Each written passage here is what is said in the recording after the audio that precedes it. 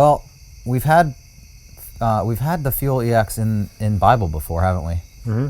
And last year we rode one that was all new, and now we have another all new one. Finally, right? Right? I mean, geez, it's been a year. Yeah. I don't, but they've made some changes to it. They increased the travel a bit, so it went from a 120 bike to a 130. And we rode the 29er version. We rode the 9.7, which is it's a $4,000 bike, by the way, which is it's a carbon front end. We rode the 29er, but it'll also accept 27 plus for those people that want that, and it's also spec'd that way. What do you guys think about the ride quality of the bike? This is one of the bikes that has some flip chips. Yeah. That change the geometry a little bit. Yeah. And I spent some time in both settings, the high and the low, and that was kind of one of my favorite things about it. Yeah. I started off in the high setting, and I'm like, this is a Trek Fuel.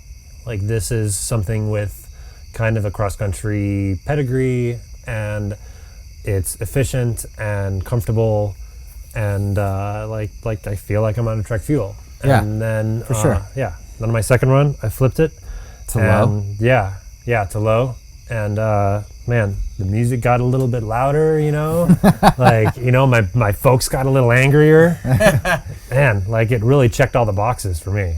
Yeah, I mean, I found, and I've ridden this bike here at Bible, and I also ridden it, in Southern California and stuff. And I've noticed that you can bring this bike on some pretty steep terrain when it's in that low position. And climbing wise, it definitely scoots uphill, stays more planted when you're in the high position. And on some of the loops that we had, it wasn't too steep, but it was very chunky. So I did appreciate that high position for the maneuverability that gave, because we weren't going down super gnarly stuff. But I'm a guy who likes steeper geometry anyway. So I'm like, unless I need slack stuff, I'm gonna always choose steep. I ended up riding it primarily in the slacker position. Yeah. And given the terrain we have, which is just rocks that are shooting up from the ground, I didn't have nearly as many pedal strikes as I would anticipate in that setting. Yeah. And but when things did open up and you were able to kind of really point it downhill, the bike, it felt extremely stable. And actually going uphill, I left the shock in their ABP suspension in the open setting almost the entire time. Okay. Riding it, and that's primarily because it is so chunky, and I could use that extra traction. Sure. We've touted this before. We've talked about it ever since it came out. The reactive thing, right? It was co-developed with, between Fox, Trek, and Penske Racing, and that shock is basically designed so that you leave the thing in pedal position, and it allows it to open up basically as fast, almost as fast as it would in open position. So it has a pedaling platform, and it's supposed to basically do what that specialized brain does.